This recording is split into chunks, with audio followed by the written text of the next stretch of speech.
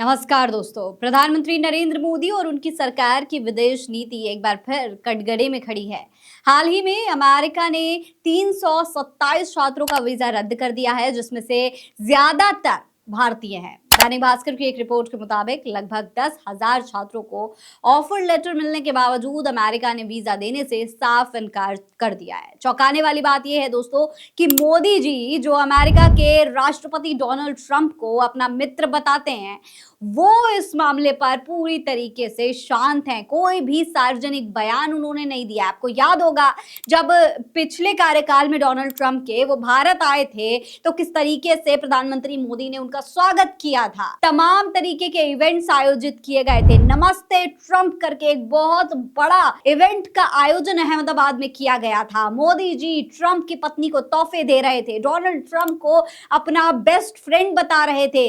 Mic पर खड़े होकर माय फ्रेंड डोनाल्ड ट्रंप का उन्होंने ऐलान किया था। बड़ी बड़ी बातें कही जा रही थी। लोगों को यह लग रहा था, भक्त मंडली को यह लग रहा था कि भाई मोदी जी ने कह दिया है तो सब कुछ हो जाएगा। अमेरिका में तो अब किसी भारतीय को कोई समस्या झेलनी ही नहीं पड़ेगी। भारतीयों को अमेरिका में एकदम मोदी के मेहमान की तरह ट्रीट किया जाएगा। लेकिन ये सब कुछ पूरी तरीके से फ्लॉप हो गया है। जब से डोनाल्ड ट्रंप वापस आए हैं, तब से प्रधानमंत्री नरेंद्र मोदी की दोस्ती को उन्होंने कूड़ेदान में फेंक दिया है, ऐसा महसूस होने लगा है। इस मुद्दे पर अब प्रधानमंत्री नरेंद्र मोदी की चुप्पी कई सवाल खड़े कर रही है कि क्या यही है वो विश्व स्तर का डंका बजने की बात, वही नीति जिसका बार बार जिक्र किया जाता है, जिसकी दुहाई गोदी मीडिया देती रहती है, जिसके गुणगान भक्त मंडली करती रहती है। दोस्तों, इसी के साथ एक बहुत बड़ा झटका टाइम्स मैगजीन की दुनिया के 100 सबसे प्रभावशाली लोगों की सूची से भी आया है, जिसमें प्रधानमंत्री नरेंद्र मोदी पूरी तरीके से नदारद हैं। मोदी जी को तो छोड़िए, कोई भी भारतीय नेता इस सूची में शामिल नहीं है। नेता तो क्या, एक आम इंसान, एक नागरिक, कोई भी प्रभावशाली व्यक्ति, भारत की तरफ से